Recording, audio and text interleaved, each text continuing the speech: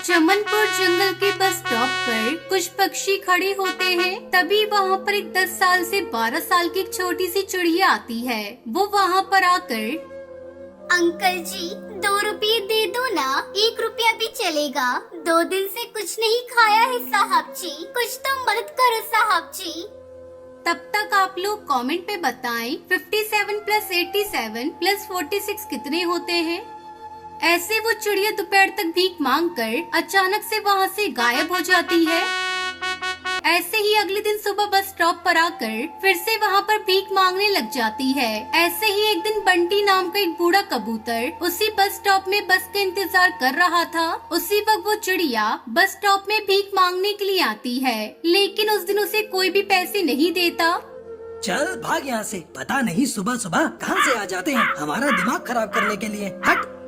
ऐसा कहकर उस नन्ही चिड़िया को डांट कर वहाँ पर खड़ा बंटी कबूतर देख रहा होता है। उस चिड़िया के पास थोड़े बहुत चिल्लड़ थे, इसलिए वो वहाँ से जा रही होती है कि तभी एक पेड़ से टकराकर गिर जाती है। उसके नीचे गिरते ही उसके सारे चिल्लड़ कटोरी से नाली में गिर जाते हैं। टुनटुनी वहीं पर रोने लग जाती है। वो सब देखने के बाद बंटी कबूतर चुप नहीं रह पाता। वो तुरंत उस टुनटुनी चिड़िया के पास जाकर, चुप हो जा बेटा, रोना बंद करो। ये कहते हुए बंटी सोच में पड़ जाता है कि काफी तरस आ रहा है, इसे थोड़ा पैसा देना सही रहेगा। शायद नहीं, पैसा देना ठीक नहीं होगा। आजकल भीख मांगकर बच्चे गलत नशे करते हैं। अगर मैं तुम्हें पैसे दूंगा तो क्या करोगी? उन पैसों से मैं खाना खरीदूंगी नाना जी, मैं झूठ तो नहीं बोल रही हूँ। ऐसी बात है तो चलो, मैं ही तुम्हें खाना खिला देता हूँ। ये कहकर बंटी उसे खाना खरीद कर दे देता है। खाना लेकर टुनटुनी चिड़िया वहाँ से चली जाती है। उसके बाद अगले दिन फिर से वो टुनटुनी चिड़िया बस स्टॉप पर भीख मांगने के लिए आती है। बंटी कबूतर फिर से उसे खाना खरीद कर दे देता है। ऐसे ही कुछ दिन बीत जाते हैं। ऐसे ही एक दिन उस चिड़िया को खाना देने के बाद बंटी को उस पर संदेह होता है। आखिर ये चिड़िया कौन है? अगर ये सच में सिर्फ खाने के लिए भीख मांगती है तो ये बिना खाए उस खाने को कहाँ लेकर जाती है? ये कहते हुए बंटी कबूतर उसका पीछा करना शुरू करता है, लेकिन कुछ दूर तक पीछा करने के बाद वो चिड़िया अचानक से गायब हो जाती है। निकल गई, आज नहीं तो कल ही सही, लेकिन मैं ये पता लगा कर रहूंगा कि वो रोज खाना लेकर जाती कहाँ है और करती क्या है। ये कहकर बंटी कबूतर वहाँ से चला जाता है। अगले दिन सुबह बस स्टॉप पर जब वो टुनटुनी फिर से आती है, ये लो बेटा खाना, आज मैं खाना घर से लेकर आया हूँ, गर्मा गर्म है, इसे अभी खा लो वरना ठंडा हो जाएगा। शुक्रिया नाना जी, लेकिन मैं इसे घर ले जाकर खाऊंगी, आप चिंता मत करो। ऐसे बड़बड़ाते हुए कहकर वो वहाँ से चली जाती है और बंटी कबूतर भी उस टुनटुनी का पीछा करता है। वो चिड़िया भागते हुए कचरे से भरी हुई एक छोटी सी झोपड़ी में जाती है। बंटी कबूतर भी छुपके से उस झोपड़ी के पास आकर उस झोपड़ी की खिड़की से देखता है कि उसमें एक छोटी सी चिड़िया और एक जमीन पर पड़ी बीमार टूनी चिड़िया थी। दीदी आ गई, दीदी आ गई, अपना खाना लेकर आ गई है। ये बात सुनकर बीमार पड़ी उनकी माँ मुश्किल से उठती है। स्कूल जाकर खेलने कूदने की उम्र में अपने पिता की मौत की वजह से इतनी मुसीबत का सामना करना पड़ रहा है मेरे बच्चों को।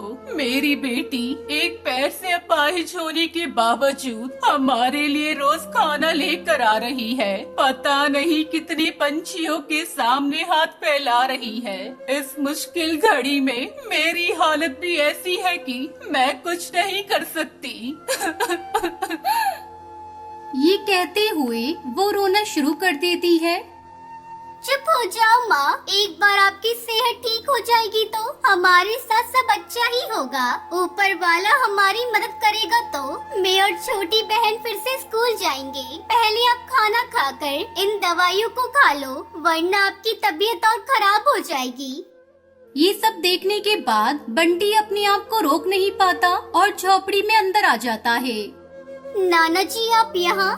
मैं तुम पर शक करते हुए यहाँ तक आ गया था बेटा, लेकिन मुझे यहाँ आने के बाद ही पता चला कि तुम कितनी मुसीबत में हो। क्या बताऊं नाना जी, पिताजी के गुजरने के बाद माँ की तबीयत काफी खराब हो गई है। बहन छोटी है। जब मैं काम की तलाश में गई तो कुछ पक्षियों ने अपाहिज कहकर और कुछ पक्षी ने छोटी बच्ची कहकर काम पर रखने से इनकार कर दिया। मेरे पास और कोई रास्ता नहीं था, इसलिए मैंने भीख मांगनी शुरू कर दी। आज से तुम्हारी देखभाल मैं करूँगा। तुम दोनों अच्छे से स्कूल जाकर मजे से खेल सकते हो। तुम्हारी माँ का भी एक अच्छा हॉस्पिटल में इलाज करवाएंगे। अच्छे लोगों के साथ ऊपर वाला रहता है। ये बातें सुनने के बाद उन तीनों की खुशी का कोई ठिकाना नहीं था। ऐसे ही तब से वो सब एक परिवार की तरह अच्छे से रहने लगते हैं।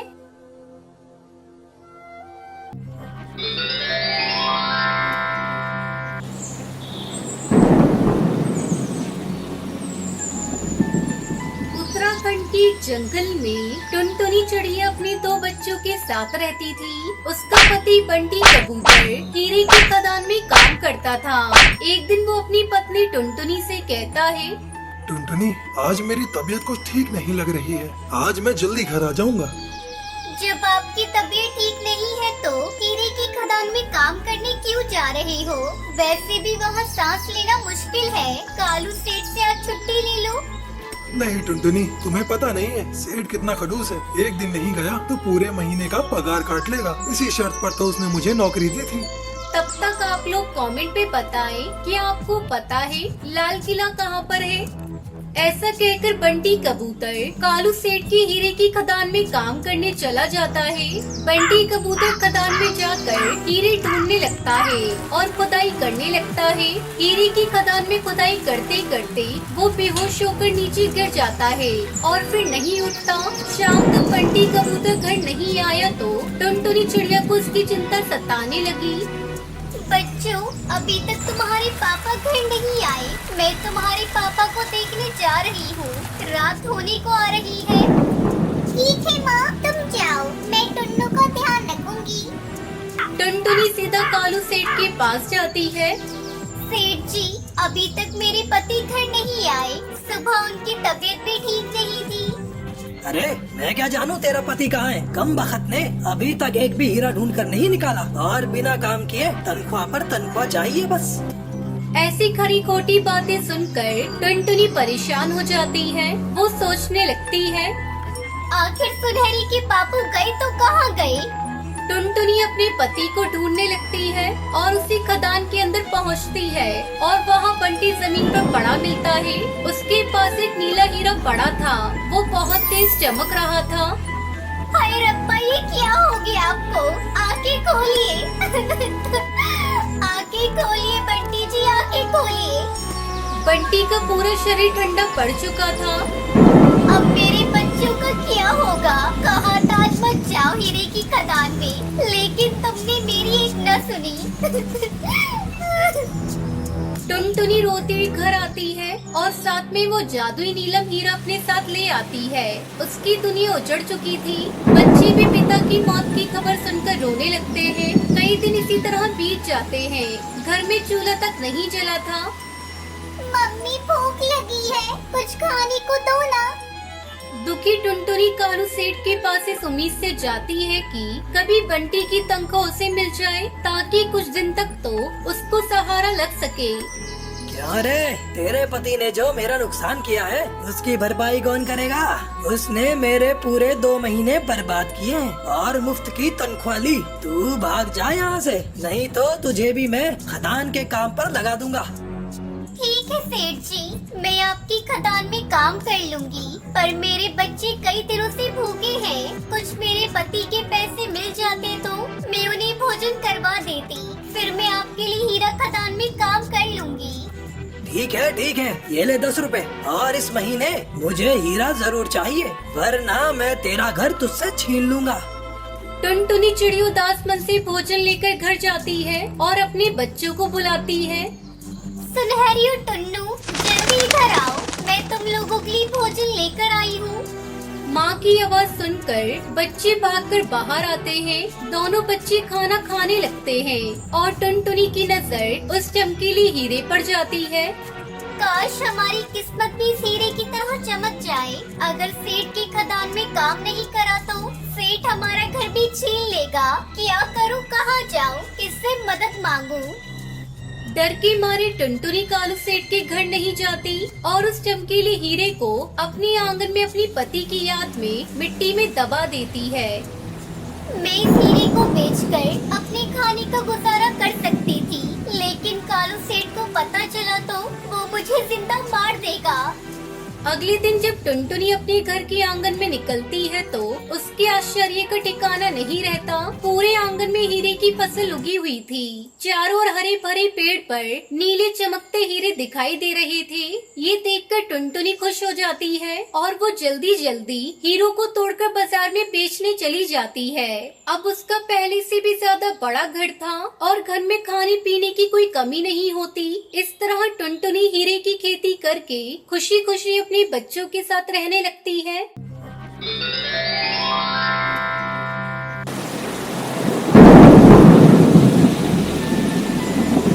फूलपुर के जंगल में टुनटुनी चिड़िया अपने परिवार के साथ रहती थी। जंगल में उन दिनों बहुत गर्मी पड़ रही थी, जिसके चलते जंगल में भोजन की कमी हो गई थी। टुनटुनी अपने बच्चों के साथ जंगल में भोजन की तलाश कर रही थी। तब उसकी बेटी पिंकी को एक आम का पेड़ दिखाई देता है, जिस पर आम लगे हुए थे। माँ, वो देखो, वहाँ आम का एक पेड़ है। हम लोग वहाँ चलकर आम खाते हैं, नहीं तो कोई दूसरा पक्षी आकर सारे आम खा लेगा और हमें आज भी भूखा रहना पड़ेगा। टुनटुनी अपने बच्चों के साथ आम के पेड़ से आम तोड़ने जाती है, लेकिन वहाँ पहले से ही सुंदरी कौवी भी आम के पेड़ पर बैठी आम को खा रही थी। तब तक आप लोग कमेंट पे बताएं 74 - 71 कितने होते हैं। अरे टुनटुनी, तुम यहाँ अपने बच्चों को लेकर क्यों आई हो? इस पेड़ के सारे आम मेरे हैं, तू कहीं और जाकर भोजन की तलाश कर। सुंदरी बहन, मेरे बच्चे 2 दिनों से भूखे हैं, इन्हें आम खा लेने दो, तुम्हारा भला होगा। हम बहुत समय से भोजन की तलाश कर रहे हैं। ए टुनटुनी चिड़िया, चल भाग यहाँ से। इस पेड़ को मैंने पहले देखा है, इस वजह से इसके सारे फल पर मेरा अधिकार है। तू अपने बच्चों को लेकर यहाँ से चली जा और खबरदार, जो किसी ने भी आम को हाथ लगाया, जिंदा यही दफन कर दूंगी। सुंदरी आंटी, हमें बहुत तेज भूख लगी है, हमें भी आम खाने दो ना, एक आम दे दो हमें। चलो भागो यहाँ से, नहीं तो अपनी चोंच से मार मार कर तुम्हारी ऐसी हालत बना दूंगी कि घर पर भी नहीं जा पाओगी। बच्चों, चलो यहाँ से, इस कौवी से मुंह लगने का कोई फायदा नहीं, ये दुष्कौवी है। टुनटुनी अपने बच्चों को लेकर दूसरी जगह भोजन की तलाश करने लगती है, लेकिन बहुत ढूंढने पर भी जब उन्हें भोजन नहीं मिलता तो सभी थक हार कर एक पेड़ की डाल पर बैठ जाते हैं। हे प्रभु, आप ही कोई रास्ता दिखाइए मुझे, मैं किस तरह अपने बच्चों का पेट भरूं, कुछ समझ में नहीं आ रहा है। अनाज के एक दाना भी कहीं दिखाई नहीं दे रहा है। अब तू ही एक सहारा है, कोई चमत्कार कर दे भगवान। इस तरह कुछ दिन बीत जाते हैं। अचानक एक दिन बारिश जोरों से होने लगती है।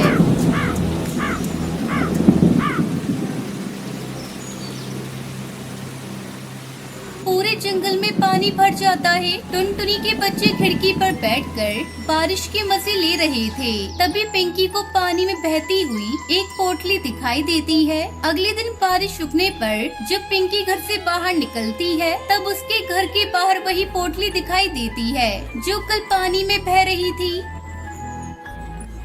पिंकी चिड़िया उस पोटली को खोलकर देखती है तो उसमें बहुत सारे तरबूज के बीज थे। मम्मा मम्मा, ये देखो, इस पोटली में बहुत सारे तरबूज के बीज है। चलो उसे हम लोग अपने घर के आंगन में बो देते हैं। फिर टुनटुनी चिड़िया अपने घर के आंगन में वो तरबूज के बीज बो देती है। कुछ ही दिनों में तरबूज के पेड़ पर बड़े बड़े तरबूज लग जाते हैं। एक तरबूज को तोड़कर पिंकी चिड़िया खाने लगती है। मम्मा, ये तरबूज तो बहुत ही स्वादिष्ट है, चलो उसे हम लोग बाजार में बेच देते हैं। हाँ पिंकी बेटा, तू ठीक कह रही है, यहाँ तो बहुत सारे तरबूज लगे हुए हैं। इतने सारे तरबूजों का हम लोग क्या करेंगे? चलो मैं और तुम मिलकर इसे बाजार में बेचते हैं। फिर टुनटुनी चिड़िया उसकी बेटी पिंकी चिड़िया तरबूज को तोड़कर बाजार में बेच देती है। तरबूज ले लो, तरबूज। देसी तरबूज ले लो, लाल लाल तरबूज ले लो, मीठे रसीले तरबूज ले लो। कुछ ही देर में उसके पास पैसों का ढेर लग जाता है, जिससे वो अपने बच्चों को उनकी पसंद के अच्छा भोजन और शिक्षा दिलाती है। इस तरह टुनटुनी चिड़िया अपने बच्चों के साथ तरबूज की खेती करके खुशी खुशी रहने लगती है। शिमला के जंगल में टुनटुनी चिड़िया अपने पति बूढ़े ससुर के साथ रहती थी। टुनटुनी का पति एक नंबर का आलसी था, लेकिन उसका ससुर लाला कबूतर बहुत ही मेहनती था। बुढ़ापे में भी घर का सारा बोझ उसी के कंधों पर था। वो बाजार में ठेला लगाता था और कचौड़ी सब्जी बेचा करता था। एक दिन लाला कबूतर अपने बेटे कालू से कहता है, बेटा कालू, अब मैं बूढ़ा हो चला हूँ। दिन भर काम करके मैं थक जाता हूँ। तुम शादीशुदा हो, तुम्हें भी घर की जिम्मेदारी उठानी चाहिए। तुम्हें भी मेरा साथ देना चाहिए। अकेले मुझसे दिन भर ठेले पर खड़ा नहीं हुआ जाता। पिताजी, आपको तो बस बहाना मिलना चाहिए। आपको तो पता है मुझे ठेले पर आपकी तरह कचौड़ी सब्जी बेचना अच्छा नहीं लगता है। मैं तो कोई बहुत बड़ा बिजनेस करूँगा। अरे करम जले, ख्वाब तो बड़े बड़े देखता है। ये नहीं जानता कि तू कितना आलसी है। जिंदगी भर घर में पड़ा पड़ा सपना ही देखता रहेगा, या कुछ करके दिखाएगा भी। तब तक आप लोग कमेंट में बताएं 56 डिवाइडेड बाय 9 कितने होते हैं। अपने पति के निकम्मेपन को टुनटुनी चिड़िया जानती थी। वो अपने ससुर से कहती है, पिताजी, इन्हें रहने दीजिए। कल से मैं आपके साथ कचौड़ी सब्जी बेचने चलूंगी। आपका साथ मैं दूंगी। टुनटुनी बहू, ये तू क्या कह रही है? भला तू कैसे बाजार में जाकर सब्जी कचौड़ी बेचेगी? तू ही घर की बहू है। बेटे के होते हुए तू काम करेगी। सारे पक्षी मुझ पर थू थू करेंगे। पिताजी, जिसे जो कहना है वो तो कहेगा ही। आप ज्यादा सोचना बंद करिए। मैंने जो कह दिया सो कह दिया। कल से मैं भी आपके साथ चलूंगी। ठीक है बहू, तुम्हारी ये मर्जी है तो मैं तुम्हें नहीं रोकूंगा। अगले दिन से टुनटुनी अपने ससुर कबूतर के काम में हाथ बटाने लगी। उसकी दुकान पर मुखिया तोता राम आता है। अरे वाह टुनटुनी, तुम और आज यहाँ। ये तूने बहुत अच्छा किया लाला, जो बहू को मदद के लिए ले आए। अच्छा बहू, आज मुझे सब्जी की जगह कुछ नया बना कर खिलाओ। ठीक है मुखिया जी, आप मुझे बस 2 मिनट दीजिए। मैं आपको कुछ अच्छा बना कर खिलाती हूँ। थोड़ी देर बाद टुनटुनी 2 मिनट में मैगी बनाती है और उसे एक छोटे से मटके में डालकर मुखिया को खाने के लिए देती है। अरे वाह वाह वाह बहू, मैगी की तो बहुत ही अच्छी खुशबू आ रही है। हाँ मुखिया जी, मैंने मटका मैगी बनाई है। मुझे विश्वास है इसे खाकर आप खुश हो जाएंगे। मुखिया मैगी खाने लगता है। अरे ये तो बहुत ही स्वादिष्ट है बहू। अरे तुम्हारी बहू ने तो बहुत ही स्वादिष्ट मटका मैगी बनाई है। अपनी कचौरी सब्जी की दुकान बंद करके मटका मैगी बेचना शुरू करो। देखना तुम्हारी आमदनी दुगनी हो जाएगी, दुगनी। मुखिया के मुंह से मटका मैगी की तारीफ सुनकर कई पक्षी मटका मैगी खाने आते हैं। अरे ओ बहन, मुझे मसाला मटका मैगी देना। अरे बेटा, मुझे भी मटका मैगी देना। मैं भी तो खाकर देखूं इसका स्वाद कैसा है। पहले ही दिन मटका मैगी की अच्छी कमाई हो जाती है। ये देखकर लाला कबूतर बहुत खुश हो जाता है। बहू, तुम लक्ष्मी हो लक्ष्मी। तुम्हारे कदम दुकान में पड़ते ही कमाई दुगनी हो गई है। बाजार से अभी और मैगी के पैकेट खरीद कर लाता हूँ। हाँ हाँ पिताजी, और लौटते समय रसीली तोती के घर से छोटे छोटे मटके भी लेते आइएगा। लाला कबूतर मैगी के पैकेट खरीदकर तोती के घर जाता है। मुझे 100 छोटे मटके चाहिए। ये लो एडवांस पैसे। जितना है मटका उतना मुझे भी दे दो, बाकी घर पे पहुंचा देना। अरे भैया, ये तो कमाल हो गया। मैं तो अपने धंधे से निराश हो चुकी थी। सोचा था मिट्टी के मटके बनाना छोड़ दूंगी, पर आपकी बहू टुनटुनी ने तो कमाल कर दिया। मुझे भूखे मरने से बचा लिया। ये 50 मटके तैयार है। बाकी की मैं तैयार करके आपके घर अभी पहुंचा देती हूँ। लाला कबूतर मटका और मैगी लेकर घर पहुंचता है। वहीं दूसरी तरफ टुनटुनी को मटका मैगी बेचकर पैसा कमाता देख कालू का ज़मीर जाग जाता है और वो एक दिन दुकान पर पहुंचकर कहता है, मुझे माफ कर दो। कोई धंधा छोटा नहीं होता और धंधे से बड़ा कोई धर्म नहीं होता। बस काम करने की लगन होनी चाहिए। मुझे समझ आ चुका है। मैं भी अब पिताजी के काम में हाथ बटाना चाहता हूँ। अपने पति के मुंह से ऐसी बातें सुनकर टुनटुनी बहुत खुश होती है। ये तो बहुत अच्छी बात है जी। हमारी मटका मैगी की डिमांड दिनों दिन बढ़ती जा रही है। हमें कुछ पक्षियों की आवश्यकता है। अगर आप हमारी मदद करेंगे तो इससे बढ़कर और क्या हो सकता है। इस तरह टुनटुनी खुशी खुशी मटका मैगी बेचकर अपने परिवार के साथ रहने लगती है।